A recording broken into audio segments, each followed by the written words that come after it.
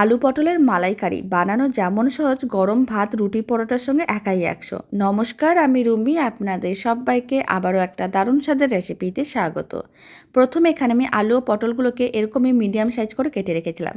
মিক্সির জারের মধ্যে বেশ কিছুটা পরিমাণ নারকেল নিয়ে নিলাম, তার মধ্যে জল দিয়ে খুব ভালো করে পেস্ট করে নিতে হবে আর নারকেলের দুধটা আলাদা করে নিতে হবে। এদিকে আমি কড়াইয়ের মধ্যে নিয়েছি তেল আর একটু লবণ আর হলুদ দিয়েছিলাম, এতে কালারটা ভালো আসে। তারপর আলু ও পটলগুলোকে দিয়ে লাল লাল করে ভেজে নিতে হবে। প্রায় 6 থেকে 7 মিনিট এইভাবে আলু পটলগুলোকে ভেজে নিয়েছিলাম। লাল লাল করে ভেজে নেওয়ার পরে তুলে নিয়েছি। কড়াইয়ের মধ্যে আবারও একটু তেল দিয়েছি, তার মধ্যে আদা বাটা, হলুদ গুঁড়ো, লঙ্কার গুঁড়ো, জিরে গুঁড়ো, ধনে গুঁড়ো, সমস্ত গুঁড়ো মশলাগুলো দেওয়ার পরে তারপর বেশ কিছুটা পরিমাণ জল দিয়ে মশলাটাকে ভালো করে কষিয়ে নিতে হবে। মশলা ভালো করে কষানো হয়ে গেলে ভেজে রাখা আলু পটল দিয়ে দিতে হবে। স্বাদ অনুযায়ী লবণ, চিনি আর দিয়ে দিলাম গরম মশলার গুঁড়ো। খুব ভালো করে মিশিয়ে নেওয়ার পরে নারকেলের দুধটা দিয়ে দিতে হবে আর খুব ভালো করে মিশিয়ে 6 থেকে 7 মিনিট রান্না করে নিতে হবে, তাহলেই রেডি।